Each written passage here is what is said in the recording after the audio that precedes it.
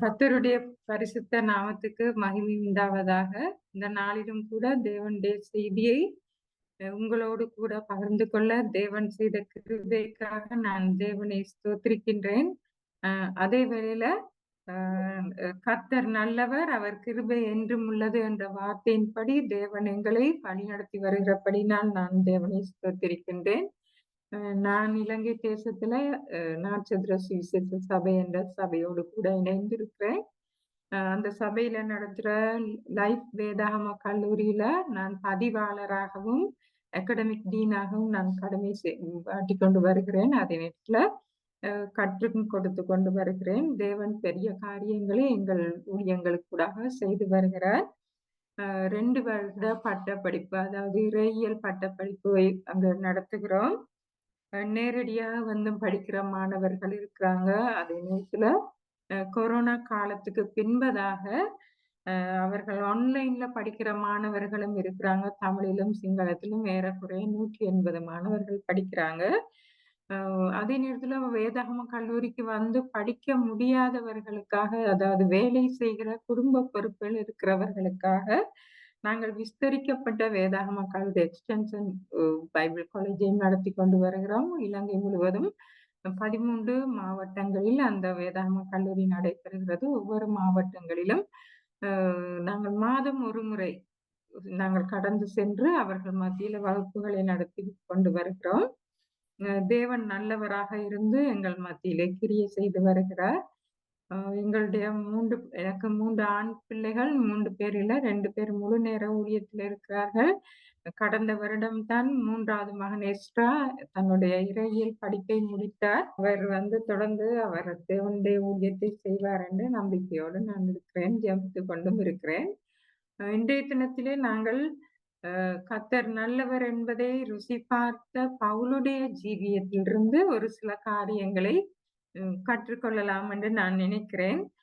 நீதிமொழிகள் 18ஆம் அதிகாரம் 21ஆம் வசனம் சொல்லுகிறது, மரணமும் ஜீவனும் நாவின் அதிகாரத்தில் இருக்கும், அதில் பிரியப்படுகிறவர்கள் அதன் கனியை புசிப்பார்கள் என்று அங்க சொல்லப்பட்டிருக்குது நீதிமொழிகள்ல.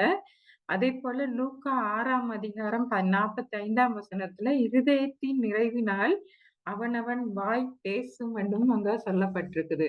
பவுல் அப்போஸ்தலன் தன்னுடைய வாழ்க்கையில எவ்வாறாக பேசினார், எவ்வாறாக அவர் செயல்படும் போது அவர் தன்னுடைய வார்த்தைகளை அவர் வாயினாலே அறிக்கையிட்டார் என்பதை குறித்து தான் நாங்கள் இந்த நாளிலே விசேஷமாக படிக்க போகிறோம்.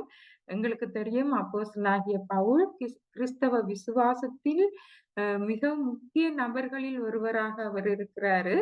அவர் வந்து ஆரம்பத்துல சவுல் என்று அழைக்கப்பட்டாரு. கிறிஸ்து அவரை சந்தித்த பின்பு அவர் பவுலாக மாறுகிறார் என்று எங்களுக்கு தெரியும். அதே நேரத்துல கிறிஸ்தவர்களை துன்புறுத்திய ஒருவராக அவர் வாழ்ந்து வந்தார் என்று சொல்லியும் எங்களுக்கு தெரியும்.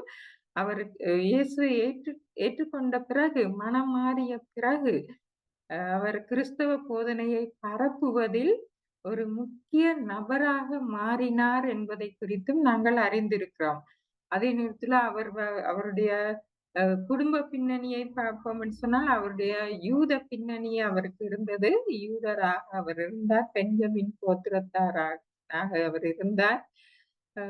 பவுல் யூத மதத்தில் அதுவும் நன்றாக பயிற்சி பெற்ற ஒரு பரிசேயனாக இருந்தார் என்று சொல்லி நாங்க வேத வசனங்கள் கூடாக அறிய முடிகிறது. யூத சட்ட திட்டங்களை, நியாய பிரமாணங்களை நன்றாக அறிந்திருந்தார். புதிதாக திருச்சபை உருவாகின காலத்தில் அவர் வந்து அந்த இயேசு கிறிஸ்துவுடைய அந்த திருச்சபையை துன்புறுத்துகிற ஒரு நபராக இருந்தார். முதல் இரத்த சாட்சியாக நாங்கள் கணிக்கின்ற ஸ்தேவானின் மரணத்திலும் அவருக்கு பங்கு இருந்தது. இப்படி அவர் எருசலேம் வீதிகளிலே கிறிஸ்தவர்களை இழுத்து கொண்டு போவதற்காக கட்டி இழுத்து கொண்டு போவதற்கான அனுமதியை பெற்று அவர் செயல்படுகிற காலத்துலதான் அவர் இயேசு கிறிஸ்துவினால் சந்திக்கப்படுகிற சம்பவம் எழுதப்பட்டிருக்கிறது. அதே நேரத்துல அவர் தமஸ்குக்கு செல்லும் வழியில இயேசுவின் தரிசனத்தை கண்ட பிறகு அவர் கிறிஸ்துவை ஏற்றுக்கொள்ளவும், அவருக்கு அடிமையாக அவர் வாழவும் தன்னை ஒப்பு கொடுத்த காரியங்களை குறித்து நாங்கள் அப்போஸ்தலர் புத்தகத்திலிருந்து தொடர்ந்து வருகிற புத்தகங்களிலே நாங்கள் காண்கலாம். அப்போஸ்தலர் திருப்பணி புத்தகத்துல நாங்க அவருடைய பணிகள பற்றி நாங்க பார்க்கையில 3 மிஷனரி பணிகள அவர் செய்திருக்கிறாரு. அதே நேரத்துல பல சபைகளை அவர் நிறுவியிருக்கிறாரு. புதிய ஏற்பாட்டின் 14 புத்தகங்களை எழுதிய ஒரு எழுத்தாளராக இருக்கிறாரு. அதே நேரத்துல கிறிஸ்தவ நம்பிக்கைக்கு இன்றியமையாத ஆதாரமாக உள்ள இறையியல் சத்தியங்களை அவர் கொடுத்திருக்கிறாரு. இயேசு கிறிஸ்துவின் போதனைகளையும் கிறிஸ்தவ இறையியலின் முக்கிய விசேஷித்த காரியங்களையும் அவர் வலியுறுத்தி எழுதியிருக்கிறதையும் பேசியிருப்பதையும் நாங்கள் காணக்கூடியதாக இருக்கிறது. கிறிஸ்தவ போதனைகள்ல முக்கிய பங்கு அவருடைய எழுத்தாக்கங்களிலே நாங்க காணக்கூடியதா இருக்குது. அதே நேரத்துல அவர் இயேசு கிறிஸ்துடைய போதனைகளை விளக்குகிறதிலையும் விளங்கப்படுத்தி போதிக்கிறதிலையும் கிறிஸ்தவ விசுவாசத்தில் நிலைவாட்டுவதிலும் முக்கிய பங்கு வகித்த ஒருவராக அவர் இருக்கிறாரு.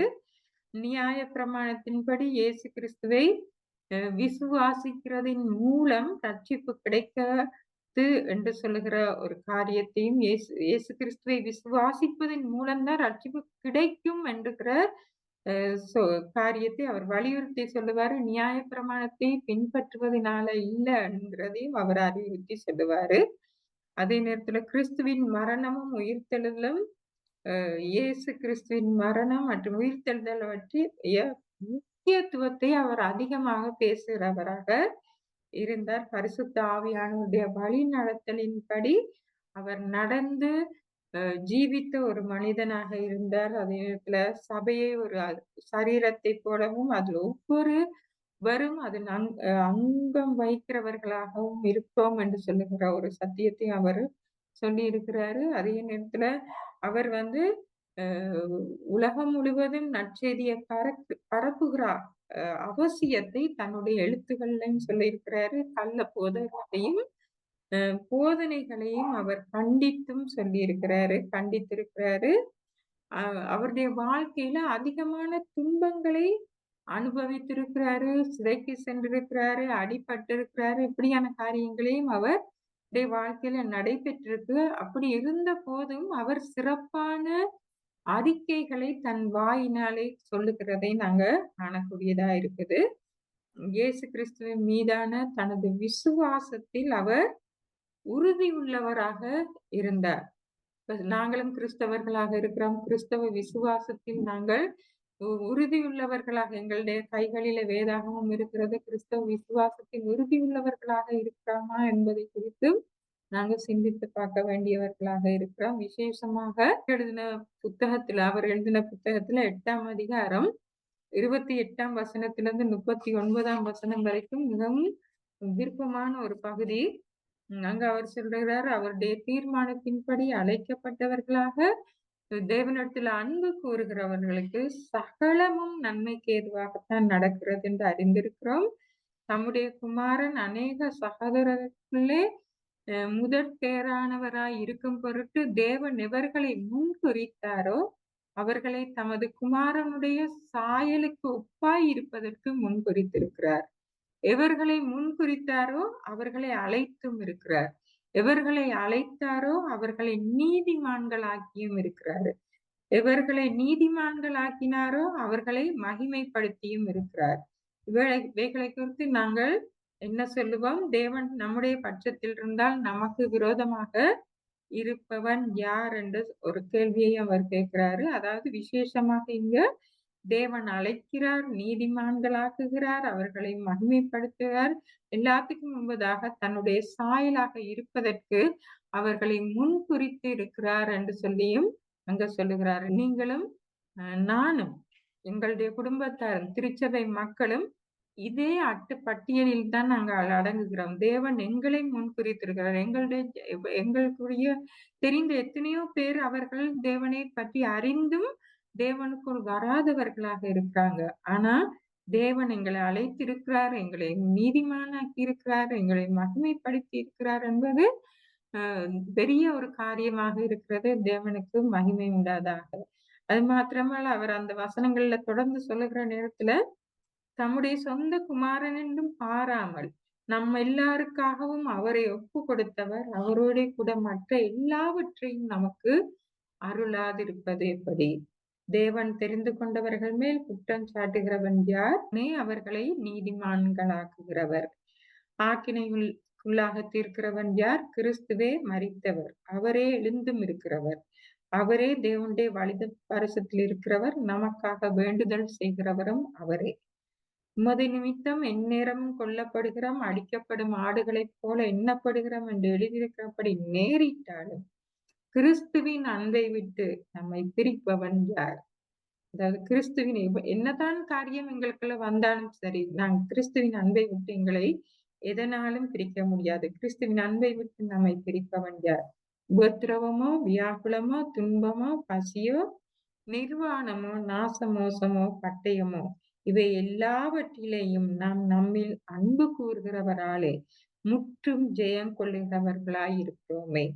மரணமானாலும் ஜீவனானாலும் தேவதூதர்களானாலும் அதிகாரங்களானாலும் வல்லமைகளானாலும் நிகழ்காரியங்களானாலும் வருங்காரியங்களானாலும் உயர்வானாலும் தாழ்வானாலும் வேறெந்த சிருஷ்டியானாலும் நம்முடைய கர்த்தராகிய கிறிஸ்து இயேசுவில் உள்ள தேவனுடைய அன்பை விட்டு நம்மை பிரிக்க மாட்டாதென்று நிச்சயித்திருக்கிறேன் என்று சொல்கிற ஒரு நிச்சயத்துக்குரிய ஒரு அறிக்கையை அவர் செய்கிறவராக இருக்கிறார்.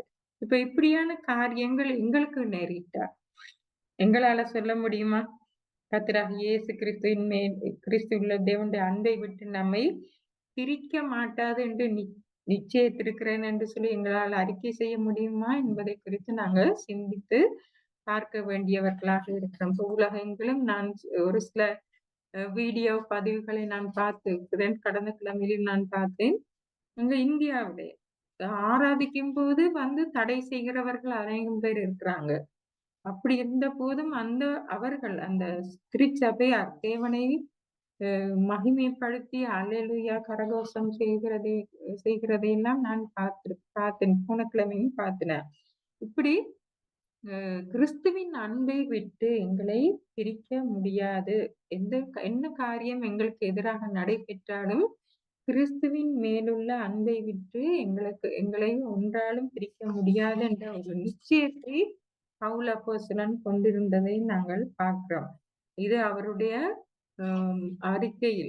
அவருடைய அறிக்கையில் மிகவும் முக்கியமான ஒரு பகுதியாக இருக்குது. அதுக்கு பிறகு நான் பிலிப்பியர் புத்தகத்திலிருந்து ஒரு சில அவர் செய்த அறிக்கைகளை நான் எடுத்து பார்த்தேன். பிலிப்பியர் புத்தகத்திலிருந்து 3ஆம் அதிகாரத்துல 1ஆம் அதிகாரத்திலிருந்து 3ஆம் அதிகாரம் வரைக்கும் நாங்க பார்க்கிறோம். இன்னும் அவர் செய்த பல சிறந்த உதாரணங்களை அறிக்கைகளை காணக்கூடியதாக இருக்கிறது. முதலாவதாக நாம் காணக்கூடியதா இருந்துச்சு, என் கர்த்தராகிய இயேசு கிறிஸ்துவை அறிகிற அறிவிலும் மேன்மைக்காக எல்லாவற்றையும் நஷ்டம் என்று எண்ணினேன். அதாவது உலகத்தின் காரியங்கள் யாவும் அங்கே அற்பமானது அப்படின்னு சொல்லி அவர் அங்க குறிப்பிடுகிறத நாங்க காணக்கூடியதா இருக்கு. 3ஆம் அதிகாரம் 8ஆம் வசனத்துல, இப்படி நான் அவரையும் அவருடைய உயிர்த்தெழுதலின் வல்லமையையும் அவருடைய பாடுகளின் ஐக்கியத்தையும் அறிகிறதற்கும் அவருடைய மரணத்துக்கு ஒப்பான மரணத்துக்குள்ளாகி எப்படியாயினும் நான் மரித்தோரிலிருந்து உயிரோடு எழுந்திருப்பதற்கு தகுதியாகும் படிக்கும் அவருக்காக எல்லாவற்றையும் நஷ்டம் என்று விட்டேன், குப்பையுமாக எண்ணுகிறேன் என்று சொல்லி அவர் 3ஆம் அதிகாரத்துல அறிக்கை செய்கிறத நாங்க பார்க்கிறோம். இப்ப ஊழியத்துக்காக ஒப்பு கொடுத்த நாங்கள், தேவனுடைய பிள்ளைகளாகிய நாங்கள் கிறிஸ்துவுக்காக எல்லாவற்றையும், கிறிஸ்துவுக்காக இந்த உலக காரியங்கள் எல்லாவற்றையும் நாங்க விட்டு விட்டாலும் குப்பை என்று சொல்லி எண்ணிவிட வேணும் என்பதை குறித்த ஒரு அறிவுறுத்தல் இங்க சொல்லப்படுகிறது. அவர் அதை அப்படித்தான் அவர் அறிக்கை செய்கிறார். எல்லாவற்றையும் அவருக்காக எங்களை தகுதியாகும் படிக்கும் அவருக்காக எல்லாவற்றையும் நஷ்டம் என்று விட்டேன், குப்பையுமாக எண்ணுகிறேன் என்று சொல்லுகிறாரு. அப்ப நாங்கள் எப்படி இருக்கிறோம்? நாங்கள் எல்லாவற்றையும் விட்டுட்டு, இந்த உலகத்துக்குரிய சகல காரியங்களையும் நாங்கள் வெற்றி என்று எண்ணுகிறோமா? இல்லாட்டி நாங்க ஆசீர்வாதம் என்று எண்ணுகிறோமா? தேவன் எங்களுக்காக வைத்திருக்கிற சகல ஆசீர்வாதங்களும் உலகத்தில் நாங்க அனுபவிக்க எங்களுக்கு வாய்ப்பு இருக்கிறது. ஆனாலும் கூட எல்லாம் தகுதியா இராதென்றும் அவர் சொல்லியிருக்கிறத நாங்க காணக்கூடியதா இருக்கு. கிறிஸ்துவுக்காக சகலவற்றையும் விட்டு விடுகிறது. கிறிஸ்துவுக்காக இந்த உலகத்தின் ஐஸ்வர்யங்கள் இல்லாட்டி கிறிஸ்துவுக்காக இந்த உலகத்தின் பல காரியங்களை அவருக்காக தியாகம் செய்வது மிகவும் ஒரு சந்தோஷமான ஒரு காரியமாக இருக்கிறதை நாங்க இந்த பிலிப்பியர் புத்தகத்துல நாங்க காணக்கூடியதாக இருக்குது. அவர் உலகத்தின் காரியங்கள் யாவற்றையும் அற்பமாக எண்ணிய ஒருவராக பவுல் அப்போஸ்தலன் இருக்கிறாரு. இரண்டாவதாக நாங்க பார்ப்போம் என்று சொன்னா, கிறிஸ்து அவரது சரீரத்தின் மூலம் மகிமை அடைய வேண்டும் என்று சொல்லி விரும்பினார். அவருடைய சரீரத்தின் கூடாக கிறிஸ்து மகிமை அடைய வேண்டும் என்று அவர் விரும்பினதை நாங்க காண்கிறோம். பிலிப்பியர் 1 அதிகாரம் 20 21 வசனத்துல, நான் ஒன்றிலும் வெட்கப்பட்டு போகாமல் எப்பொழுதும் போல இப்பொழுதும் மிகுந்த தைரியத்தோட ஜீவனாலாகிலும் சாவினாலாகிலும் கிறிஸ்து என் சரீரத்தினாலே மகிமைப்படுவார் என்று எனக்கு உண்டாயிருக்கிற வாஞ்சைக்கும் நம்பிக்கைக்கும் தக்கதாய் அப்படி முடியும். கிறிஸ்து எனக்கு ஜீவன், சாவு எனக்கு ஆதாயம் என்று அவர் சொல்லுகிறத நாங்க பார்க்கிறோம். அவர் தன்னுடைய சரீரத்தின் மூலம் தேவனை மகிமைப்படுத்தினதை நாங்க பார்க்கிறோம். ரோமர் புத்தகத்தில் அவர் எழுதுகிறார், இப்படி இருக்கிற சகோதரரே, நீங்கள் உங்களுடைய சரீரங்களை கிறிஸ்துவுக்கு ஜீவ பலியாக ஒப்பு கொடுக்க வேண்டும் என்று உங்களை வேண்டிக் கொள்கிறேன். அதுவே நீங்கள் செய்யத்தக்க புத்தியுள்ள ஆராதனை என்று சொல்லி அங்க எழுதி வைத்திருக்கிறதை 12ஆம் அதிகாரத்துல ரோமர் புத்தகத்துல எழுதி வைத்திருக்கிறதை நாங்க காண்கிறோம்.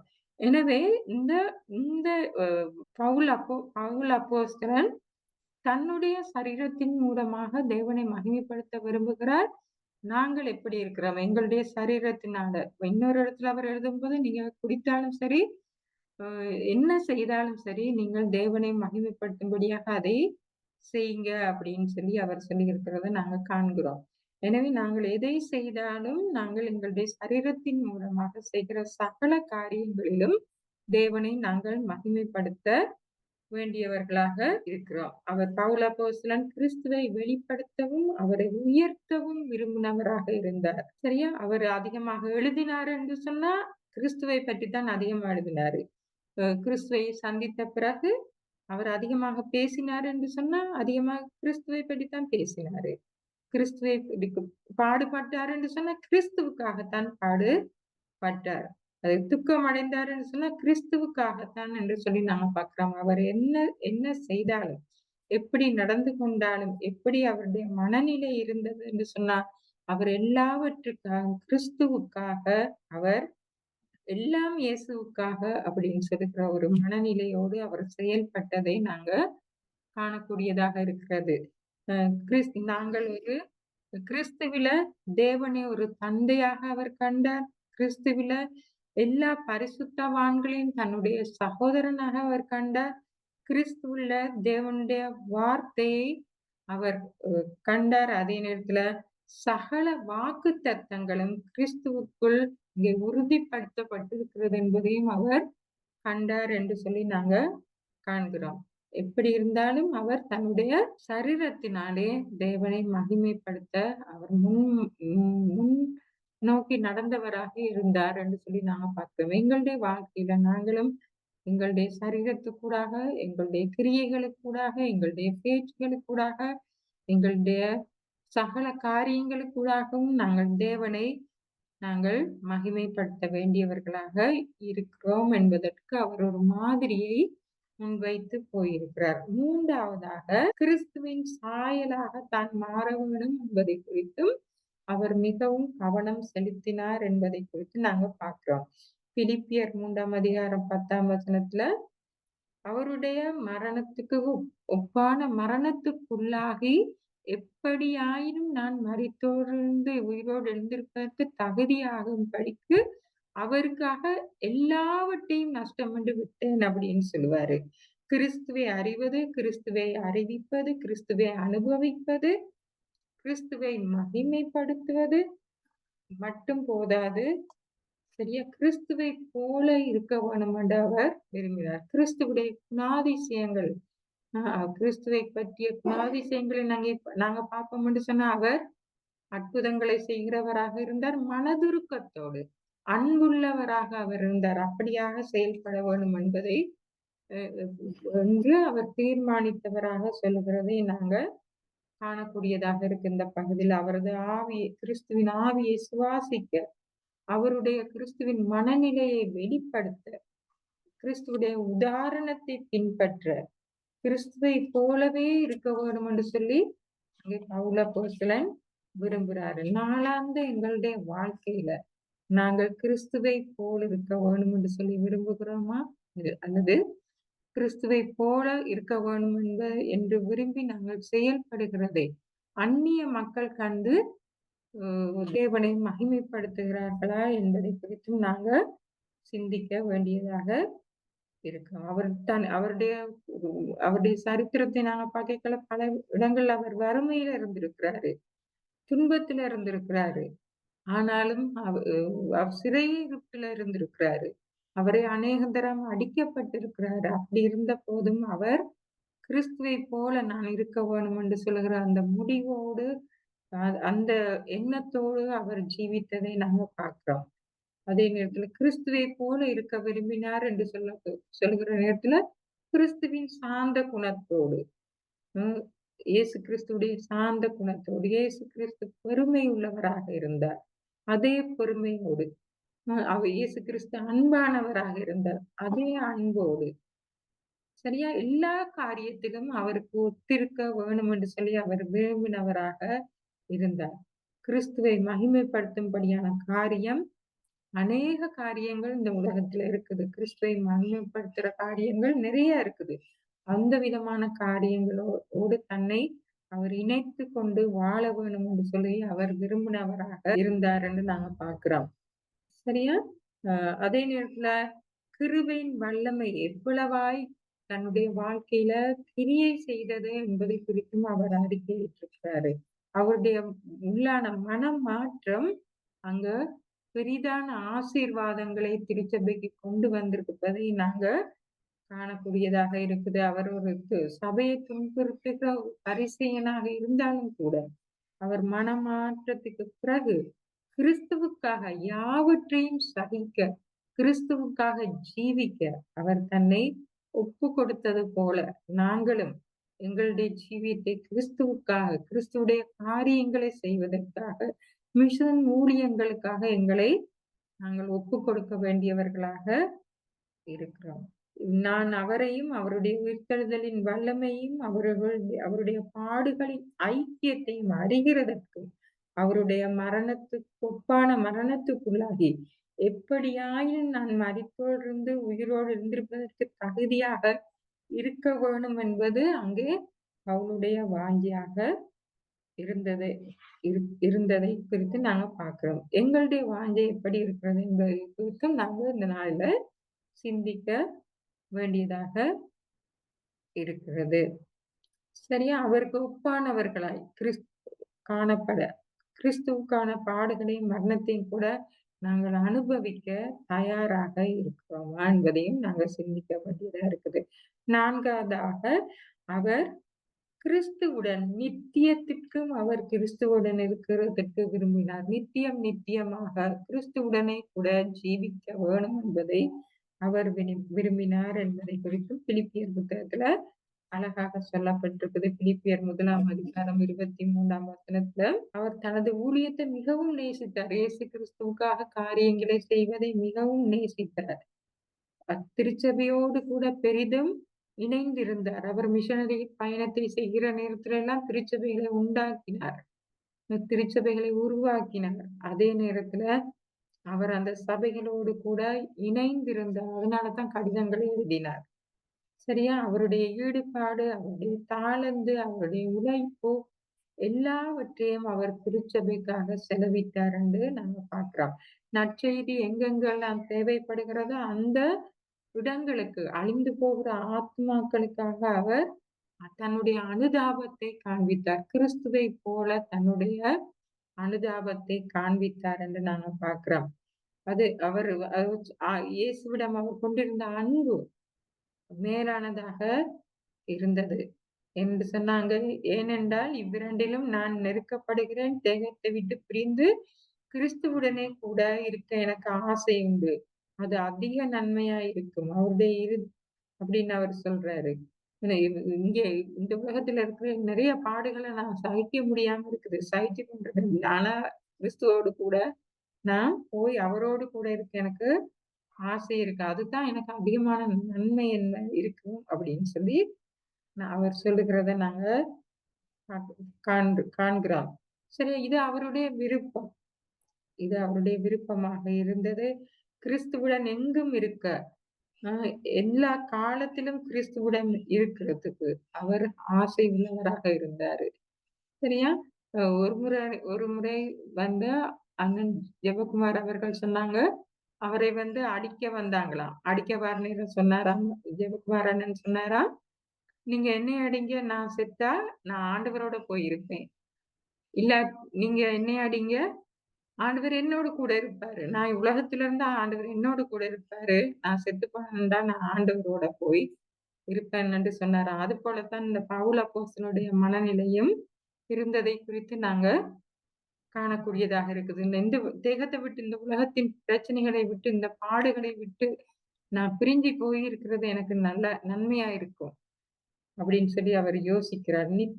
ஆனாலும் அவர் நித்தியத்துக்கும் கிறிஸ்துவுடன் கூட இந்த உலகத்துல இருந்தாலும் கிறிஸ்துவோடு கூட இருக்கிறதுக்கு அவர் வாஞ்சித்தார்.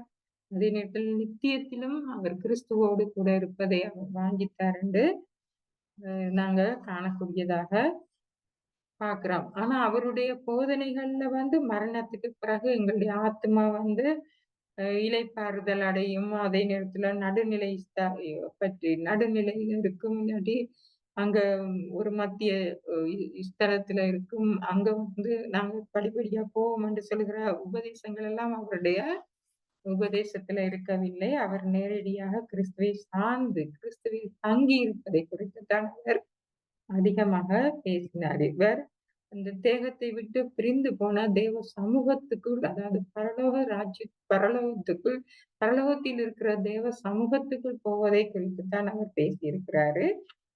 அதை விட இந்த உலக வாழ்க்கையில சகல சுகபோகங்களோடு வாழ்வதை விட கிறிஸ்துவுடனே கூட ஜீவிப்பதைத்தான் அவர் அதிகமாக அவர் வாஞ்சித்தார் என்று சொல்லி நாங்க காணக்கூடியதாக இருக்குது. எனக்காக அவர் மகிமையின் கிரீடம், வாடாத மகிமையின் கிரீடம் எனக்காக வைக்கப்பட்டிருக்கிறது அப்படின்னு சொல்லியும் சந்தோஷமாக அவர் எழுதுறத நாங்க பார்க்கிறோம் வேத வசனங்கள்ல.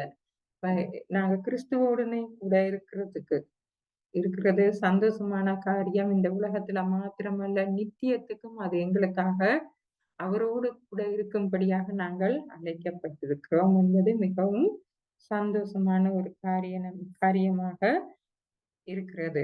5வதாக கிறிஸ்துவின் நாளுக்காக அவர் மிகவும் வாஞ்சியோடு இருந்தார் என்று நாங்க பார்க்கிறோம். பிலிப்பியர் 2ஆம் அதிகாரம் 14ஆம் வசனத்துல நாங்க பார்க்கிற நேரம் கிறிஸ்துவின் வருகை நாளுக்காகவும் அவர் மிகவும் சந்தோஷம் உள்ளவராக அதை எதிர்பார்த்து கொண்டிருப்பதாக நாங்க அவர் எழுதி வைத்திருக்கிறத நாங்க பார்க்கக்கூடியதாக இருந்தது. அவர் 2வது வருகையை எதிர்பார்த்து கொண்டிருந்தார்.